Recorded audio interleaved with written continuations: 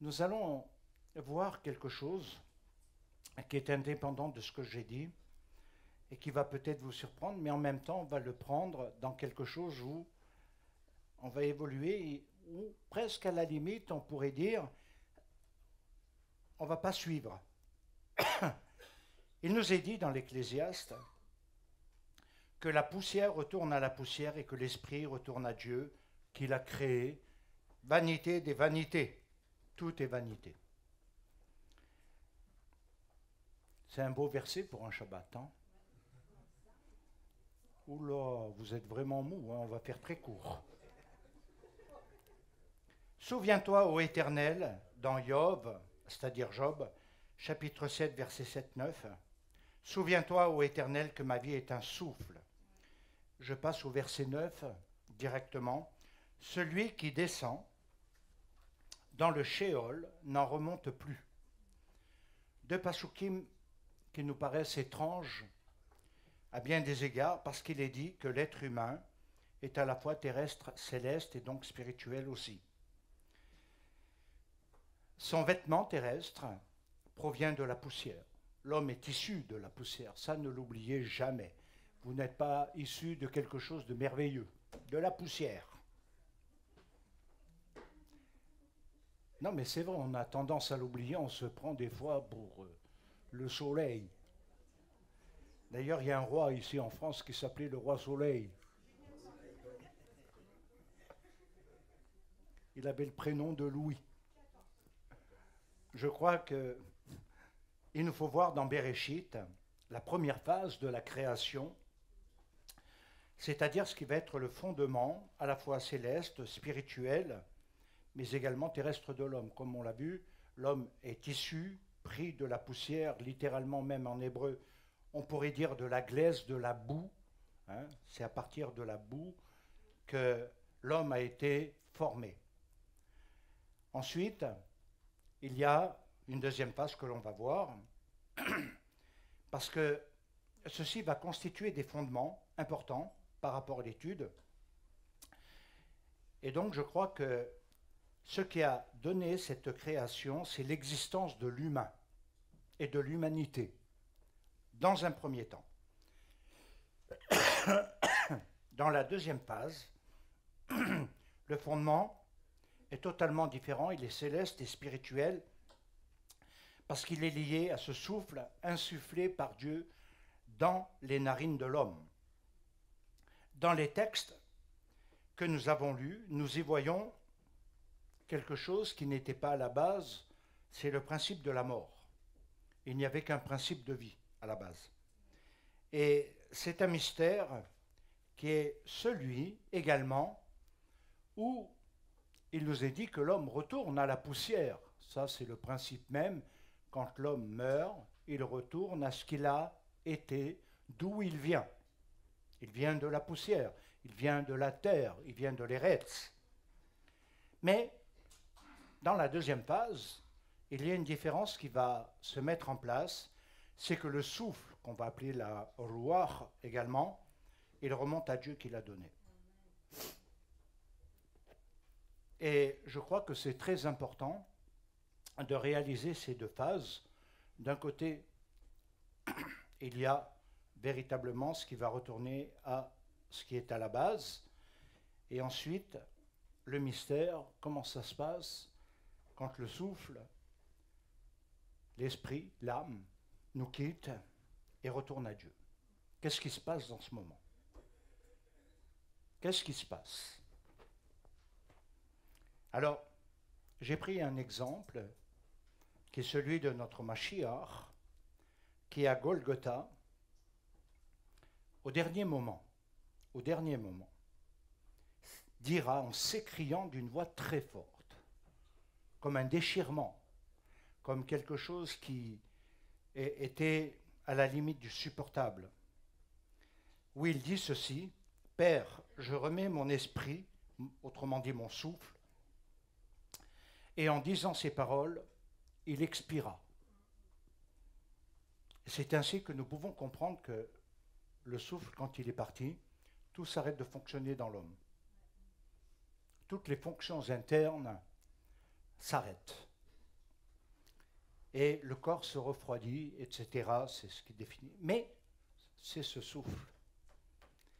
Et quand j'ai voulu pousser un peu, je me suis dit, il expira. Ça nous paraît logique. C'est la sortie de l'air de son corps. Mais la deuxième question fondamentale, c'est où son souffle est-il allé? Où son souffle est-il allé? Je sais que ce n'est pas courant que ce sujet soit abordé par beaucoup, mais je crois qu'il est important parce qu'il nous est dit dans Éphésiens que, étant monté en haut, il a emmené les captifs. On épaissit un peu le mystère. Au verset 9 de Éphésiens, « Or, que signifie les montées, sinon qu'il est aussi descendu dans les régions inférieures de la terre ?» Dans Isaïe, il nous est dit quelque chose aussi. Ah non, attendez.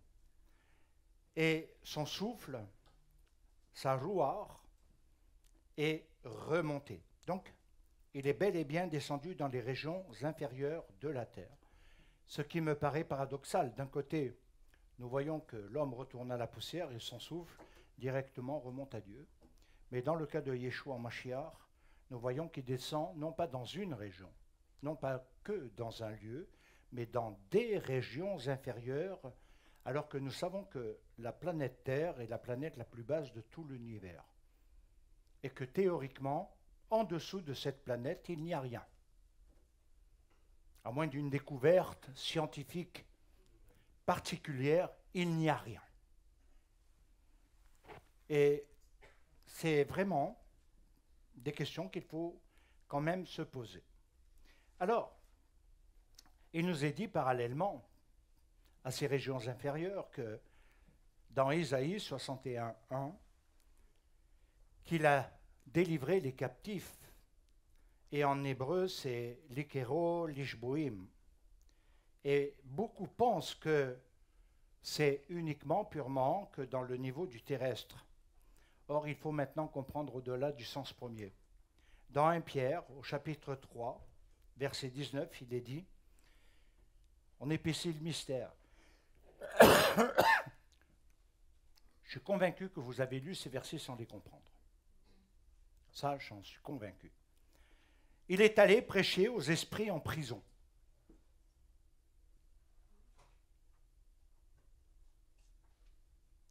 Jamais Yeshua n'a été dans des prisons. Ça va?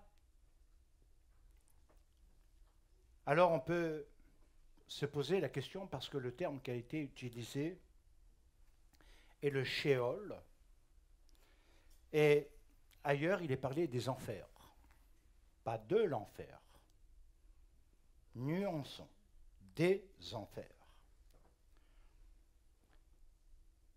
C'est un pluriel. Alors, Sheol dans la Bible hébraïque, c'est le séjour des morts qui est sous la terre, qui est qualifié de lieu de l'oubli. Voilà ce que signifie le Sheol. C'est un lieu de l'oubli, dont, en règle générale, personne ne remonte.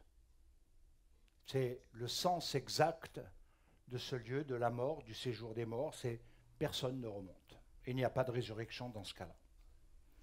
Pourtant, nous avons lu que Yeshua, il est monté, c'est vrai, il est descendu et il est remonté. Les enfers, quand on le prend dans sa signification, littéralement, il veut dire l'en bas, le pays sans retour. Et dans la pensée d'Israël, il nous faut comprendre que le corps n'est qu'une enveloppe qui a le nom de vêtement. C'est un habit, c'est un vêtement. Le corps n'est qu'un vêtement de quelque chose. Et au-delà de ce corps, il y a l'âme, c'est-à-dire le souffle qui est en nous, avec diverses nuances. Dans la pensée d'Israël, il est dit que les sens de l'âme à 3 degrés, Nefesh, Ruach, Neshama.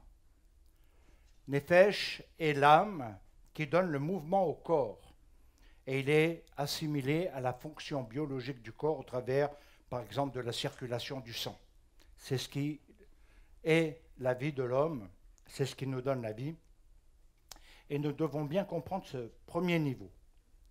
Dans le deuxième degré, il est parlé de Ruach, et Ruach est considéré comme l'âme ou l'esprit intellectuel. C'est le souffle venant de Dieu, parce qu'il est dit dans Bereshit, au chapitre 1, verset 2, Ruach ha-Elohim, Merarefet, le souffle qui plane sur l'univers. Un univers non encore formé. Ce qui donne que plus tard, l'homme sera créé à l'image de Dieu, à la ressemblance de Dieu. Le troisième degré, c'est Neshama.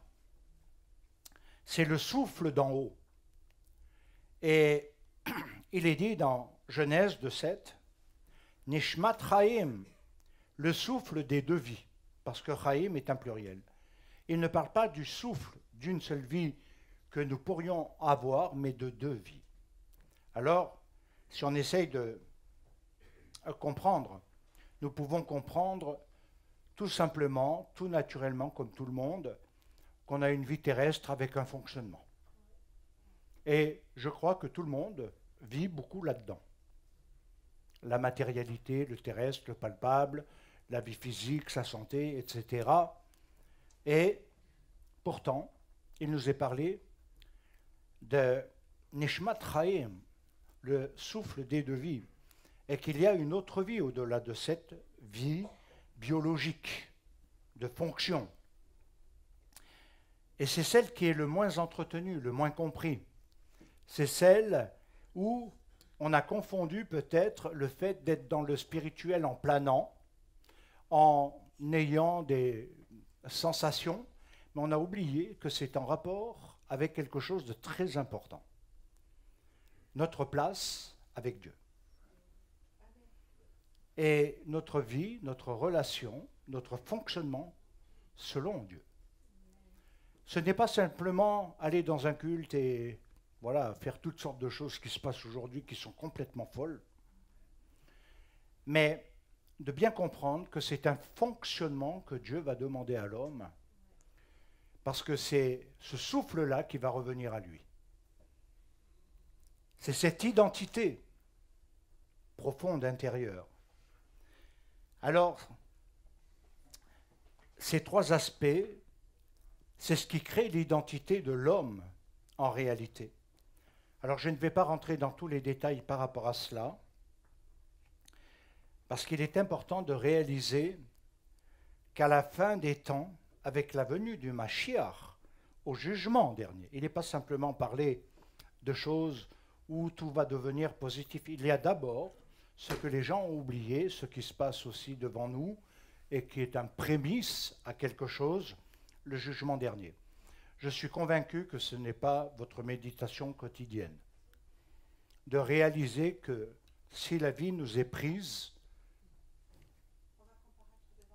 exactement. Et on pense que de toute façon, ce que nous avons fait n'est pas si mal que ça. C'est un peu comme ça que les gens raisonnent.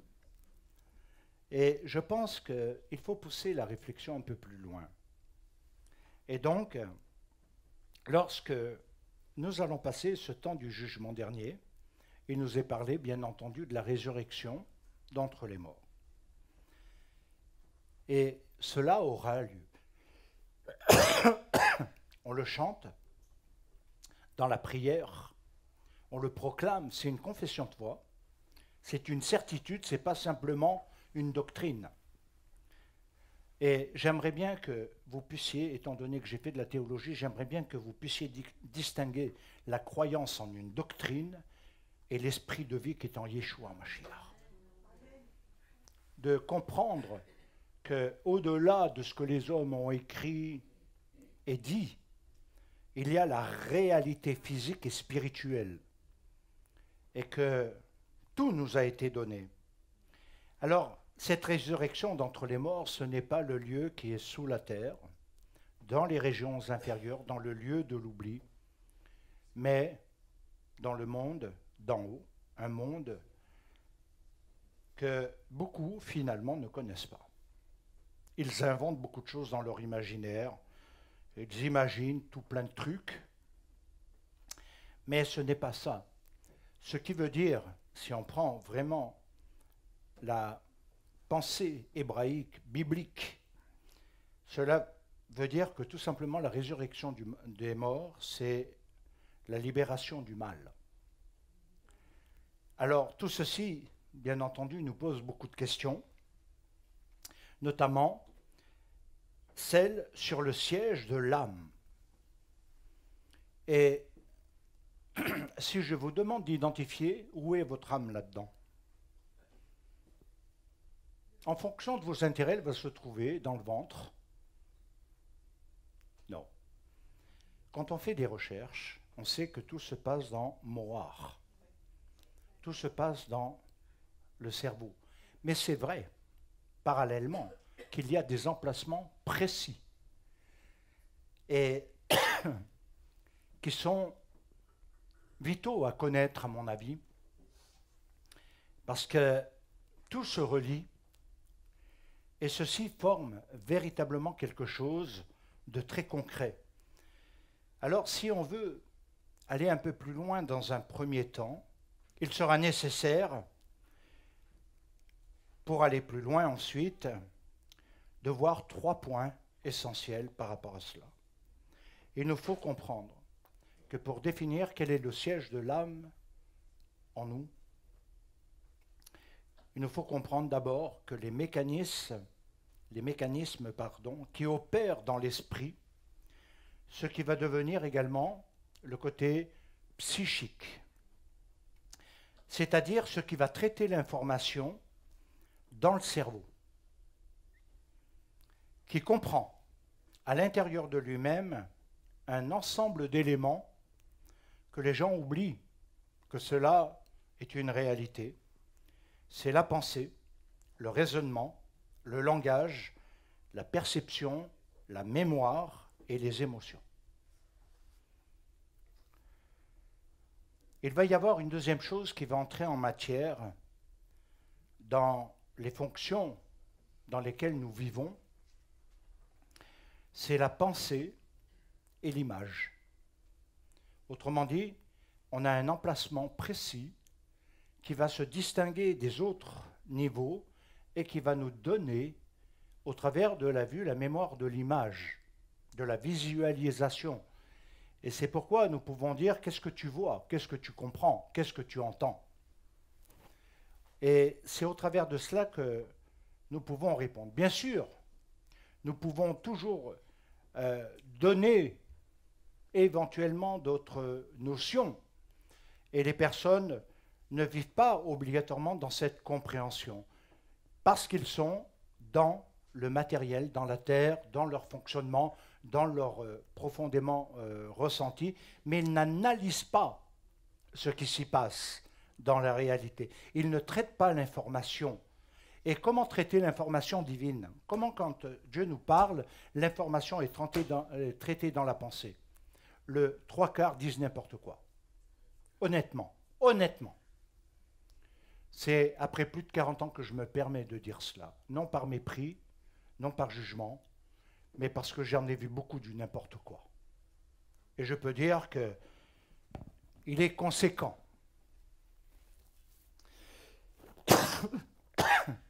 Décidément.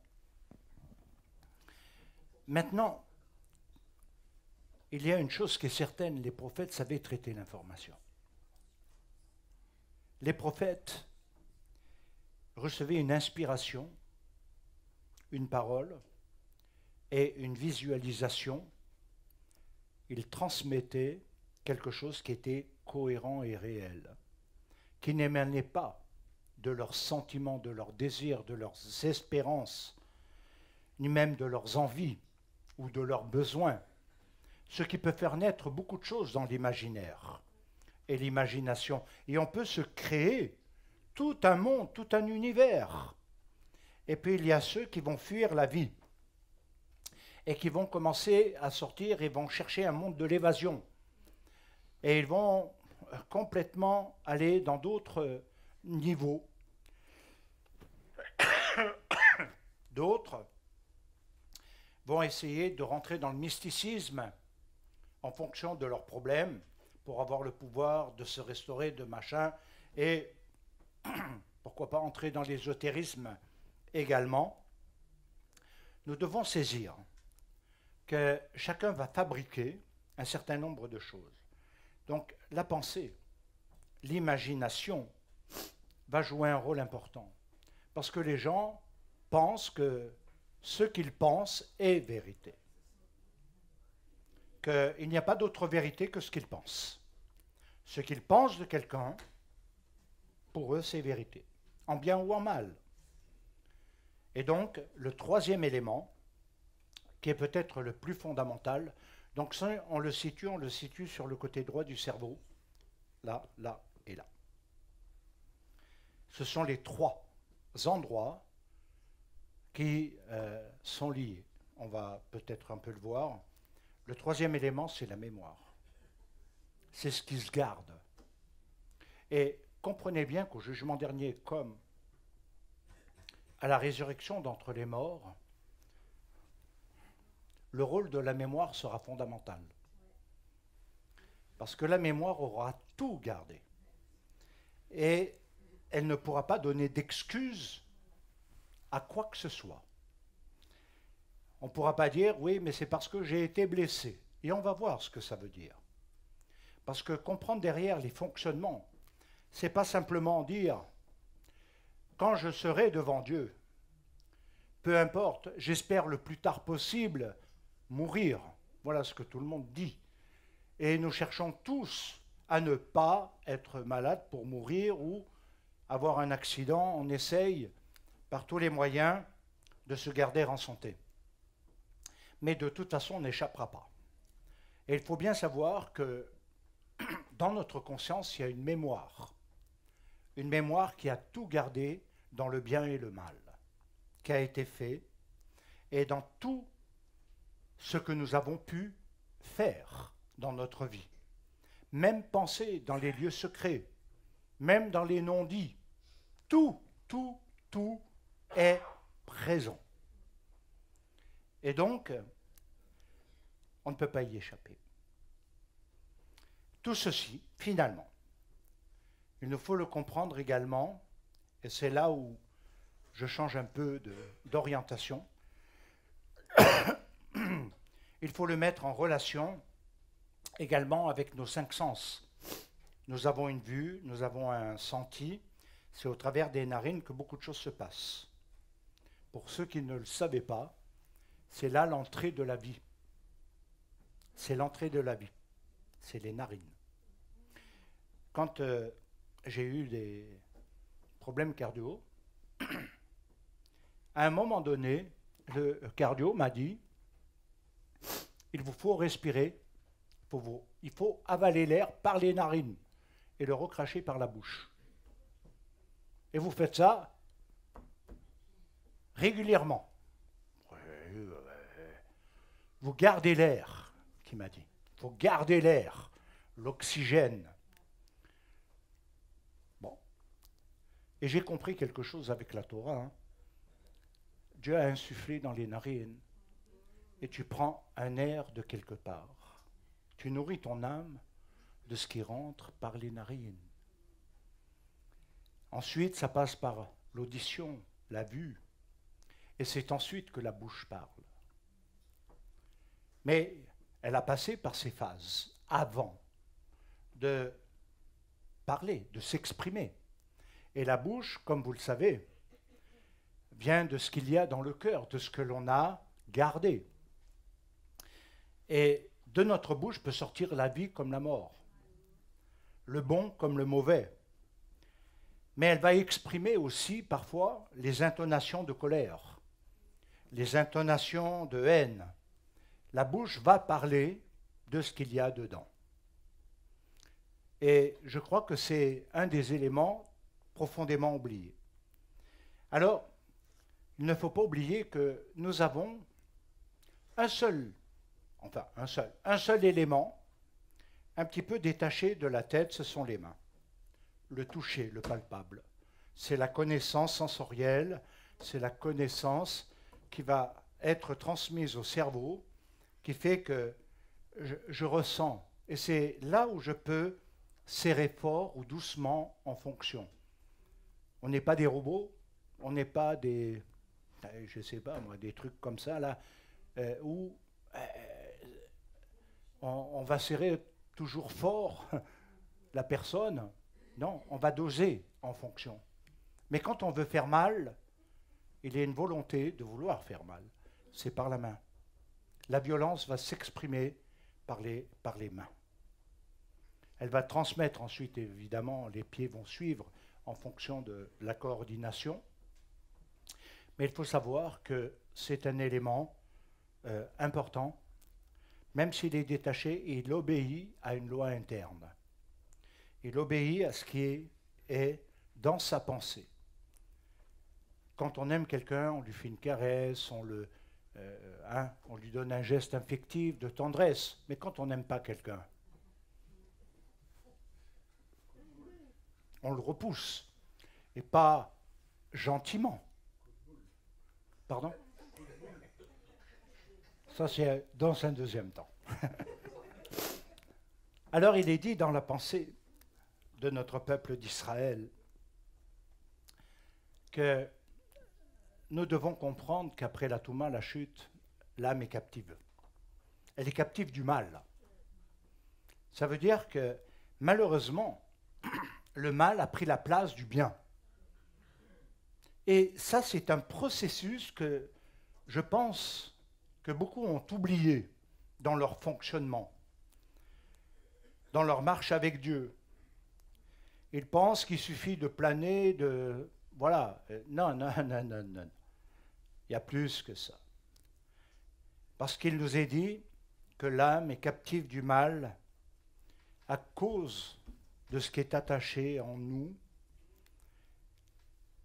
et qui touche toutes les générations.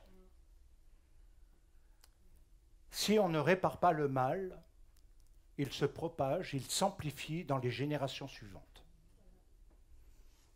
Et c'est ce qui donne les générations que nous voyons aujourd'hui. Ce qui n'a pas été fait dans le passé,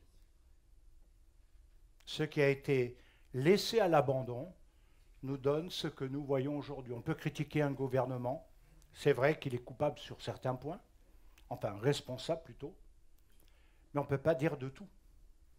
On ne peut pas dire de tout. Les parents sont fautifs aussi. La manière dont on a appliqué un certain nombre de principes aussi, parce qu'on a laissé le mal dominer. Et le bien n'a pas été quelque chose qui aurait dû avoir plus de place. Imaginez, au lieu d'avoir une génération du mal, qu'une génération, dans le passé, n'aurait pratiqué que le bien, n'aurait pratiqué que les commandements de la Torah pour faire le bien, restaurer, réparer, appliquer le pardon, etc. Quelle génération on aurait aujourd'hui ? Pensez-vous qu'on aurait une génération style Hamas, violence ? Pensez-vous qu'on aurait une génération de criminalité ? Ce qui est frappant, c'est de voir de plus en plus les jeunes à 12-13 ans même tués. C'est de voir des choses qui n'existaient pas, peut-être de manière très isolée. Mais moi, je ne me souviens pas qu'il y avait autant de faits divers comme cela. Et vous comprenez comment les choses se transmettent depuis la Touma. Le mal a pris sa place. Et l'homme lui donne une grande place. Moi, je dirais que la Torah a raison dans les Téhilim quand elle dit que le cœur de l'homme est mauvais. Vous savez, rencontrer des personnes bonnes, des personnes mauvaises, je n'ai pas besoin de chercher loin. Ni vous. Non ? Mais trouver des personnes qui ont la chesed, l'étincelle de Dieu en soi, Elle est devenue rare, non? On va voir, on va avancer. L'âme est captive du mal par la faute. Alors, ce qu'il faut, c'est que celle-ci retrouve ce qui va la libérer. Et c'est là qu'aujourd'hui on est vraiment dans des dérives de toutes sortes qui s'amplifient. Et je crois qu'il nous faut comprendre maintenant le vrai sens de toute cette rédemption par rapport à Yeshua. Parce qu'il nous demande, il ne demande pas, c'est qu'il va nous donner de retrouver une âme libérée. Libérée du mal. Mais pour vous, ça veut dire quoi, libérer du mal? Voilà, je fais appel aux 3 mécanismes. Visualiser, entendez, voyez, mémoriser. Ça veut dire quoi pour vous, libérer du mal? Alors, en fonction des expériences, on va y voir que le monde spirituel, les démons, et puis tout le reste, finalement, paraîtrait très bon. Et qu'il n'y a rien d'autre à faire que chasser, chasser, chasser, boum, boum, boum, boum. Il n'y aurait que ce monde-là. Il ne nous est pas dit que c'est un monde spirituel, mais le monde inférieur, le Sheol. Et je crois qu'il faut redresser la pensée. Alors, ce que nous voulons dire également, au travers de cela, une âme libérée, ce n'est pas simplement pour se sentir bien dans la société, sa peau, améliorer son confort de vie, ça peut faire partie, mais ce n'est pas le but essentiel de la rédemption quand même. Ce n'est pas le but essentiel de quelqu'un comme Yeshua en Mashiach qui a donné sa vie. Ce n'est pas pour qu'on aille mieux et qu'on se plaigne tous les jours de ce qu'on n'a pas. Non? Je crois qu'il y a un niveau qui doit s'élever. Alors, la pensée juive, elle est claire. C'est que si tu veux libérer ton âme, tu dois comprendre le sens de ce qu'est le méchant, le rachat dans la Torah, celui qui ne veut pas marcher dans les voies divines et qui n'applique aucun commandement et qui n'a pas de loi en lui. Il crée ses lois et il les développe. Il crée ses propres philosophies. Ça, c'est le second dans le cerveau. Créer sa philosophie de vie. Et ensuite, il va vouloir avancer, mais sans avoir la conscience de ce qu'il doit appliquer, puisque de toute façon, ce qu'il fera ira toujours à l'encontre des commandements divins. Ça, c'est le rachat, sans trop développer. Dans un deuxième temps, si nous voulons inverser et que nous nous réclamons de Yeshua Mashiach, de la Torah, de la Bible et de tout ce que la croyance peut signifier pour chacun, c'est devenir un tzaddik, un juste selon Dieu. Quelqu'un qui marche dans les voies de Dieu, mais pas seulement qui marche de manière théorique dans un imaginaire, mais qui applique dans sa vie le concret des commandements divins. Et c'est là que le mal va être combattu et que le mal devra être chassé et que ça va complètement changer. Pourquoi?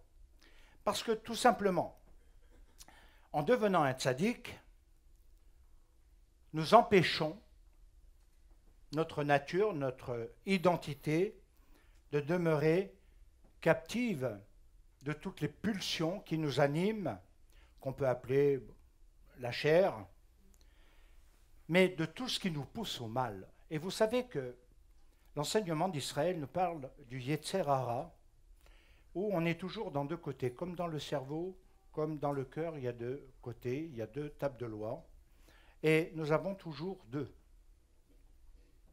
Tout marche par deux. Et ceci veut dire que dans le Yetzer Hara, il va y avoir le penchant dans le mal qui n'est pas obligatoirement un penchant naturel, mais où on est enclin au mal depuis la naissance à cause des générations passées. Et puis, il y a le côté du bien, car nous sommes dans la connaissance du bien et du mal. Et le choix a été, justement, de Adam et Chava, hein, de choisir l'un et l'autre et de le vivre à l'intérieur de soi. C'est ce que signifie avoir mangé le fruit. Ça veut dire qu'il habite en soi, le bien et le mal. Et qu'il y a un choix qui doit se faire. C'est un penchant. Et il est clair que quand on va vouloir modifier les codes de vie, en allant dans le bien pour devenir un tzaddik, selon Dieu, on est dans un combat, parce que le mal a sa place. Parce que beaucoup de choses ont du mal à être délogées, mais en même temps, on a du mal à appliquer. On a du mal à écouter. On a du mal à admettre. Et on a du mal à faire. Alors, c'est sûr que ça perturbe. En clair, ceci nous amène à dire aujourd'hui à tous les croyants, parce que chaque croyant s'identifie par sa religion, sa pratique, ses convictions, sa doctrine, l'historique du mouvement, des institutions, des fondateurs anciens, et ils ne vont pas répondre réellement par rapport à eux-mêmes. Si je dis « Qui es-tu » que me réponds-tu? Je ne sais pas, je cherche. Je cherche à savoir ce que Dieu veut que je sois. Ce n'est pas une réponse, selon la Torah. Je suis chrétien, ce n'est pas une réponse. Je suis juif, ce n'est pas une réponse. Je suis athée, ce n'est pas une réponse. Ça signifie quelque chose qui se différencie les uns des autres, mais ça ne donne pas une identité.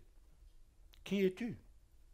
Alors la Torah, hein, elle pose la question d'une autre manière, et c'est vrai que la philosophie s'est beaucoup penchée sur ces questions-là.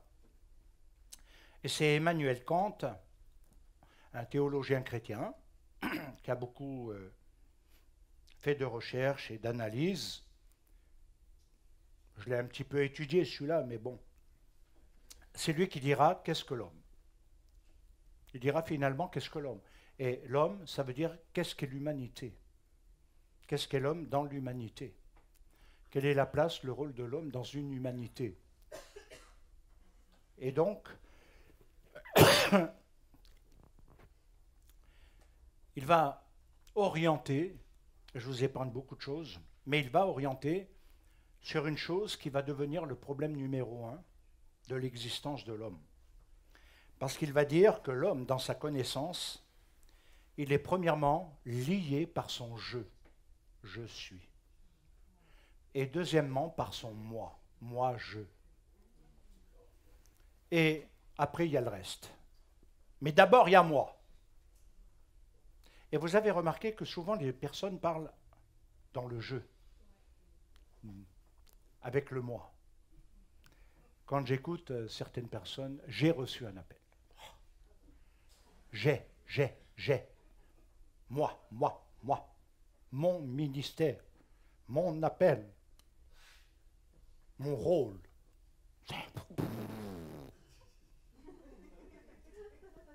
Mais tu ne sais pas ce qu'ils en font. Et c'est vrai que ceci nous amène à comprendre qu'à un moment donné, définir une identité devant Dieu. Qui es-tu devant Dieu? Qu'est-ce que l'homme devant Dieu? Qu'on retrouve dans tout le sens de la création. Qui sommes-nous? La Torah va répondre, nous ne sommes que poussière, et que l'homme retourne à la poussière. Autrement dit, tu n'es rien. Tu n'es rien. Tu penses que tu es grand et important dans ce monde, quel que soit ton statut social, mais à ta mort, tu deviens plus rien. Tu deviens un souvenir pour d'autres.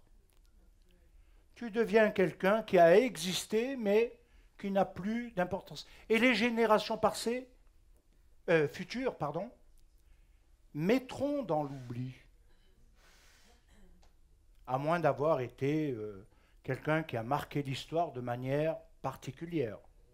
Mais autrement, tu es dans le lieu du shéol de l'oubli. Vous comprenez? Il n'y a plus rien. Alors, durant toute ta vie, tu peux penser beaucoup de choses de toi, mais à ce moment-là, il n'y a plus rien.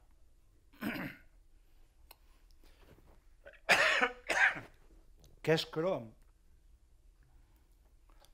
Alors, c'est là qu'on en revient à ce que est la Neshama, l'âme, parce qu'elle est aussi le siège de la personnalité. Ça, c'est les autres fonctions qui lui sont attribuées et qui donnent l'équilibre entre le spirituel et ce qu'est réellement l'homme à l'intérieur de lui, mais aussi ce qui forme sa personnalité.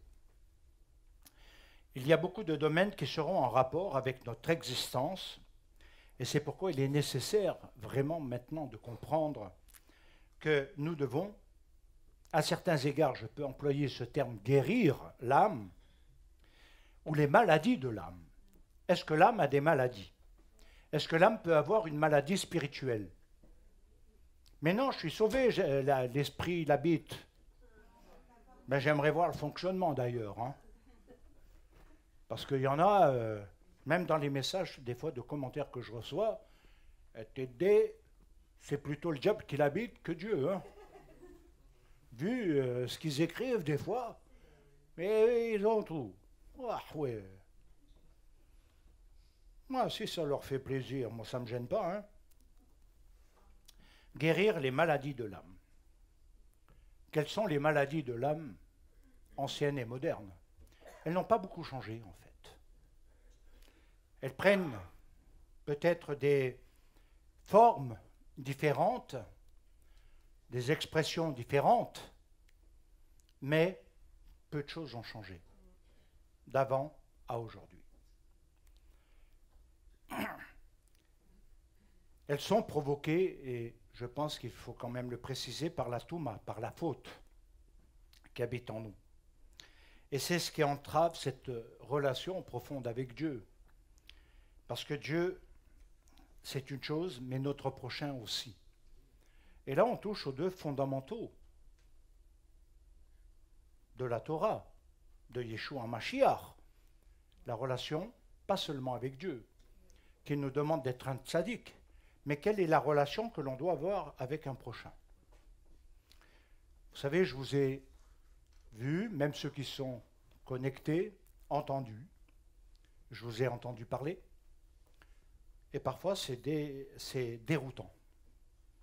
Parce qu'on s'attendrait à entendre des paroles de bénédiction, de bonté sur les gens, et on entend davantage des critiques, du lachon hara, de la méchanceté, du mépris, du rejet, du dédain.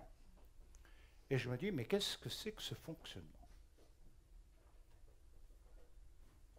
Par contre, ils peuvent s'élever dans la présence de Dieu. Même sincèrement aimer Dieu. Mais le fonctionnement dysfonctionne. Ce n'est pas obligatoirement le fonctionnement avec Dieu qui dysfonctionne. Mais le fonctionnement, dans la deuxième phase, qui est sa relation avec l'autre. Dieu a une relation avec nous qui n'est pas facile. Lui, il est parfait. Il est parfait. Et il pourrait nous sanctionner beaucoup plus sévèrement qu'il ne le fait. Mais il ne le fait pas. Mais nous sommes beaucoup plus durs, plus raides que l'Éternel. Alors c'est là que l'on va voir un ensemble de choses, parce que ce qu'on peut y déceler, ce sont les désordres de l'âme. Et elles ont des répercussions sur l'intelligence, la volonté et nos facultés sensibles en nous. On peut dire que quand l'intelligence est touchée par le mal, qu'est-ce que ça représente? Elle perd son discernement, son analyse, son raisonnement, sur les événements, sur les choses et sur les personnes. Sur le sens même de la vie. Sur ce qu'il faut donner comme priorité. Elle perd son discernement. Autrement dit, cette intelligence devient stérile même si on est en Dieu. À cause de ce qu'on a dit. Elle perd son discernement, mais aussi, elle n'arrivera pas à décoder le bien et le mal. Elle le saura peut-être, mais elle n'arrivera pas à séparer le vrai du faux. Et c'est pourquoi même les personnes sont enclins à entendre plus le faux, le mensonge. Vous avez vu les réseaux sociaux aujourd'hui qui attaquent et tout s'étale devant tout le monde à la, je dirais, de manière impudique. C'est phénoménal. Peu de gens ont un discernement quand ils entendent le faux.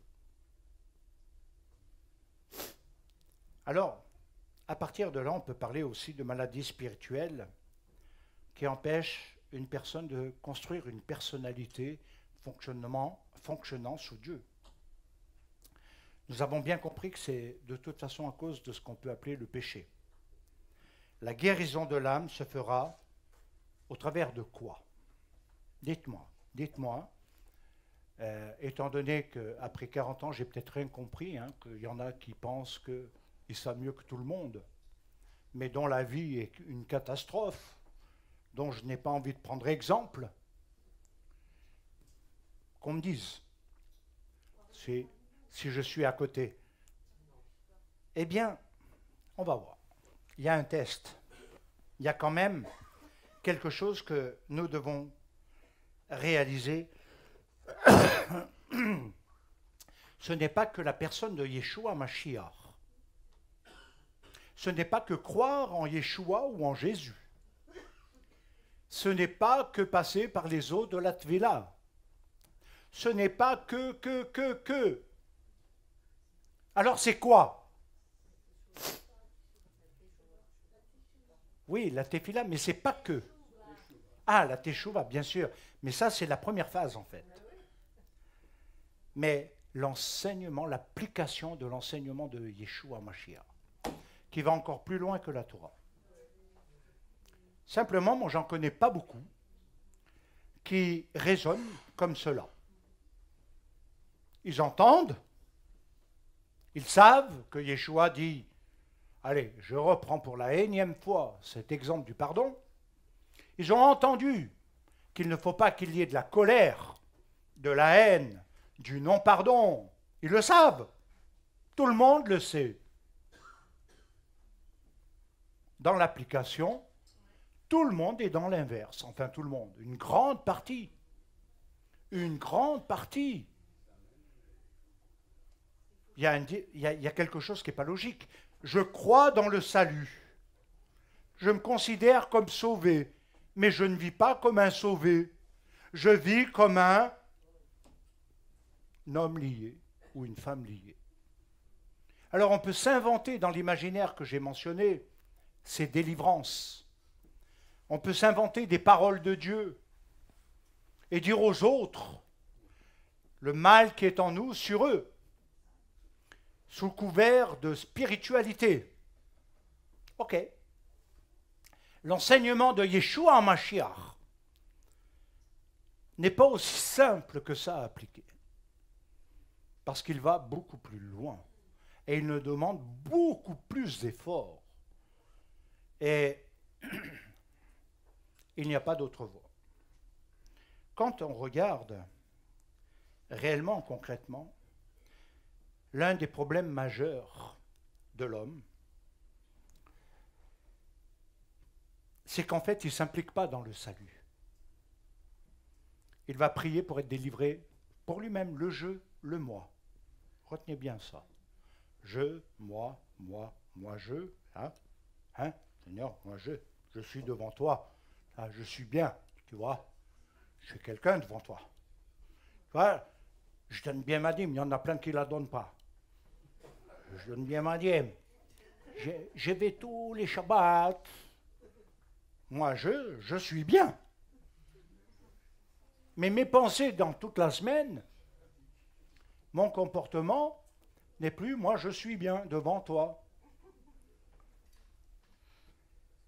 Alors, c'est pas pour me moquer ni rien, mais il n'y en a pas beaucoup qui s'impliquent de cœur, de pensée. C'est là qu'intervient, et Martine a raison, c'est la tefila. C'est pas seulement prier pour le moi-je, c'est pour être transformé. C'est de dire à l'Éternel, transforme mon mauvais caractère. Beaucoup pensent qu'ils ont un bon caractère. Quand il y a une dispute, ah non, j'ai raison, c'est comme ça, je ne change pas. De toute façon, bah, un vrai mur en béton où le dialogue n'est pas, il n'y a rien, c'est le vide qui est derrière. Et ça donne rien. Ça donne rien. Et ça ne crée rien, ça ne crée pas la vie. D'autres vont demander la prière pour être libéré de ci, de ça, pour aller mieux, peut-être renouveler, retrouver un premier amour. Et je dirais que c'est courant. Mais en fait, ils demandent la prière sans s'impliquer et sans vouloir vraiment renoncer au mal. Donc pourquoi tu demandes la prière? Pourquoi? Ben pour que ce soit un chemin rapide, que ce soit un chemin rapide pour que toi, tu n'aies pas l'effort. Et que tout doit venir de celui qui prie pour toi. Et tu restes passif. Moi, il y a des personnes, quand j'étais en Suisse, pourtant je n'étais même pas stagiaire, j'étais en théologie, on m'a dit, tu vas aller prier pour cette personne congelée. J'ai dit, aïe, un bloc de béton, ça. Et j'étais jeune, hein, j'étais dans les 22-23 ans, hein. Ça fait une différence. Et c'était une femme qui était comme ça devant moi. Elle me dit, je vous en veux. J'ai dit, bon, pourquoi? Bah, je vous en veux. Elle n'a pas dit, je vous aime pas. Je vous en veux. Puis on me dit de prier pour quelqu'un qui m'en veut. Ah, moi, je lui ai dit, qu'est-ce que vous voulez alors? Priez pour moi. Je dis non. J'ai dit non, vous pouvez aller retourner vous asseoir. Prie pas pour vous. Je ne suis pas complice du mal. Et donc, il y a plein de gens comme ça. Alors elle, c'était un peu particulier. Mais on peut me dire, après, c'est la vie dure, c'est des...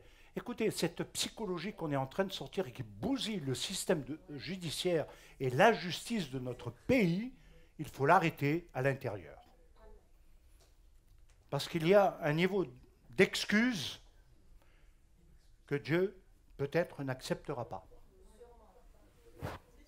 Et je pense qu'il est temps de rétablir la justice de l'Éternel. Alors, elles ne veulent pas relancer au mal, ce qui se traduit par un manque réel d'attachement à Dieu, en réalité. Un des fondements. En fait, je suis attaché à quoi? Parce que c'est mon attachement qui va me faire agir, qui va diriger mes pas, mes sentiments, mes désirs, mes envies, mes priorités. Voilà ce que ça va définir. Ensuite, ça veut dire que s'il y a ce manque d'attachement qui est réel, c'est que on ne veut pas marcher dans sa volonté. On peut la demander pour réussir dans le je et le moi. Qu'est-ce que tu as pour moi, Seigneur? Quel est le travail?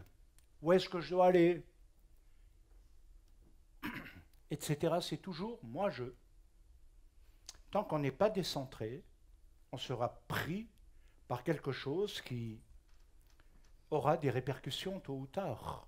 Et c'est la personne avec ses relations qui vont en pâtir. En même temps, ces personnes, elles demandent la prière pour être honnêtes dans l'analyse psychologique, spirituelle, elle demande cela pour se satisfaire elle-même. Une fois que tu as prié, ça va mieux. 3 jours après, ça va plus. Et on recommence. Moi, j'en ai connu. 10 ans plus tard, il revenait toujours. À la fin, j'en ai eu marre. Quand j'en voyais arriver, là, et j'ai dit encore vous. Et là-bas, il ne fallait jamais refuser la prière à quelqu'un, hein, sous peine de sanctions terribles. Et donc, à la fin, j'ai eu marre.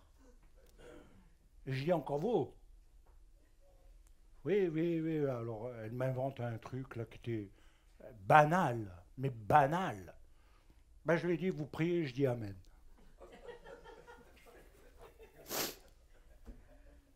À d'autres, j'ai dit. Alors, j'ai passé par le comité pastoral. Tu ne dois pas refuser. J'ai dit, mais ça ne va pas, non, ça fait quelques années que je suis là avec vous. Tous les dimanches, elle vient, celle-là. J'ai dit, quand même, il y a un problème, non? J'ai dit, je m'en fous. Donc,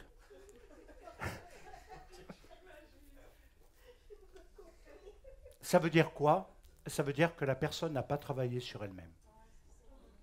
Elle n'a pas fait un travail sur soi. Elle n'a pas fait une analyse profonde. Il n'y a pas de remise en question. Elle vit dans un fonctionnement sans réflexion, mais sans but. Le but, c'est la matérialité, mais la non-réussite de sa vie d'en haut. Derrière,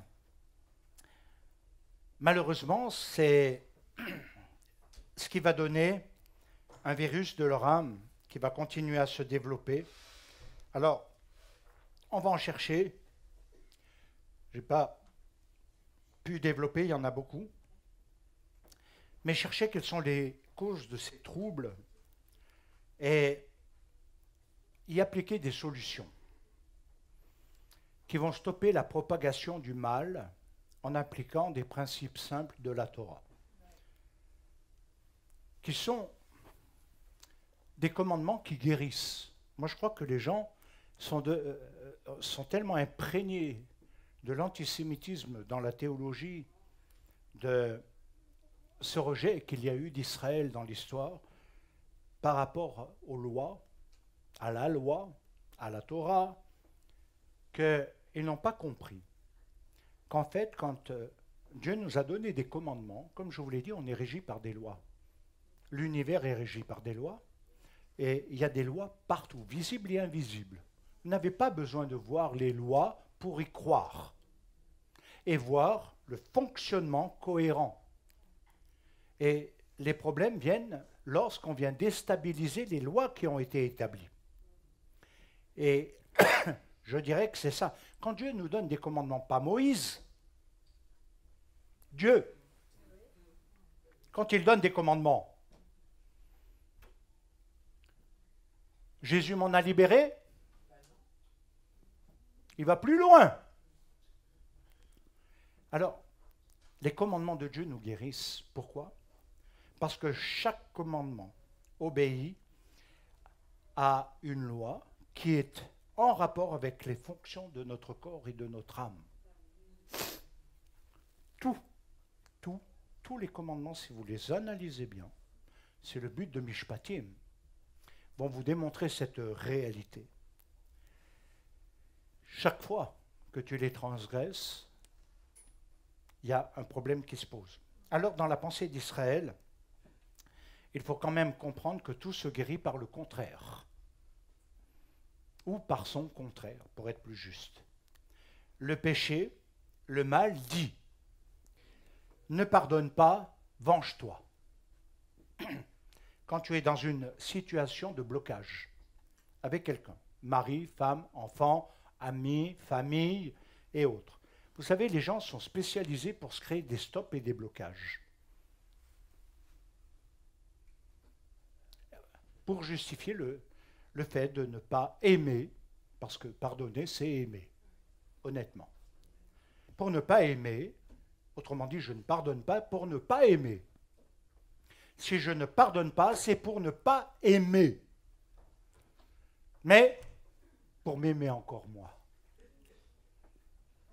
Un peu plus qu'avant. Le péché dit, ne pardonne pas, venge-toi. Que nous dit Yeshua? Que nous dit Yeshua? Pardonne 7 fois, 77 fois. Déjà une fois, tu n'arrives pas. 7 fois, 77 fois. Qui c'est qui l'a fait? Pas moi. Je suis peut-être monté haut, mais pas à ce point-là. Peut-être en cumulant les années, mais je veux dire, voilà où on en est. Je prends l'histoire de Caïn et Abel, les frères, ce qui est de plus proche, ce qui est familial. Il y a une jalousie, une rivalité, souvent cause des dysfonctionnements qui vont entrer en matière où le mal prend sa place, comme je vous le disais, mais pas le bien. Et Dieu dit à Caïn, mais quand même fais le bien, redresse-toi, il n'est pas trop tard, tu peux vaincre cette bête qui est tapie à l'entrée de ta porte. Si tu la laisses entrer, elle va te dominer. Et les gens laissent entrer la bête, et après ils prient pour la délivrance. Ça m'a demandé beaucoup d'années de réflexion, ça. Et c'est pourquoi il y a ce côté où, pour renverser, Yeshua dit pardonne 7 fois, 77 fois. Non, pas une fois. Parce que la question du Talmud, de son disciple, c'était, on se dispute beaucoup avec les autres là. Combien de fois dois-je pardonner au même type? Yeshua, 7 fois, 77 fois, vas-y, débrouille-toi avec ça. Mais oui, vous savez, vous pouvez vivre Yom Kippour dans la superficialité émotionnelle, sentimentale de la culpabilité, mais vous n'avez pas redressé le chemin. En même temps, oula, j'ai largement dépassé, nous avons la loi de la mort et du péché qui est liée à notre nature corrompue, et c'est à cause de cela que les dysfonctionnements de l'âme vont apparaître si nous sommes gouvernés par ces lois de la mort et du péché. Car il est bien parlé par Shaoul de Tarse, mais pas que, et toute la Torah en parle, la loi de la mort et du péché. Quelles sont les lois de la mort et du péché? Et il nous faut comprendre que c'est tout ce qui nous met hors d'une relation avec Dieu, que c'est une séparation même spirituelle, c'est quelque chose où on n'a plus de lien. On peut le croire, mais il n'y a pas. Qu'est-ce que nous dit Shaoul de Tarse aussi, mais tout l'enseignement de Yeshua Mashiach, c'est celui qui est devenu un être neuf, que Shaoul, que d'autres ont appelé aussi l'homme nouveau. L'être neuf, il obéit à la loi de l'esprit de vie. Et il faut définir la loi de l'esprit de vie. Et cette loi de l'esprit de vie, elle va quand même avoir des exigences. Elle va quand même nous conduire dans ce que je vous ai dit 7 fois, 77 fois. Amplifier pour vaincre le mal. Et c'est ce qui va transformer l'homme. En même temps, la loi de l'esprit de vie. Il nous est précisé que c'est elle qui affranchit du mal. Et il va se construire dans la forme que nous avons vue au début de jouar, un niveau réel plus élevé. Il faut donc enlever les causes du mal pour être dans la sainteté. Alors, théoriquement, on aurait dû voir d'autres points, mais je vois que le temps passe et ça prendrait peut-être un peu de temps. J'aurais voulu, par rapport au jeu, moi, comment, dans mon vécu, j'ai compris le danger.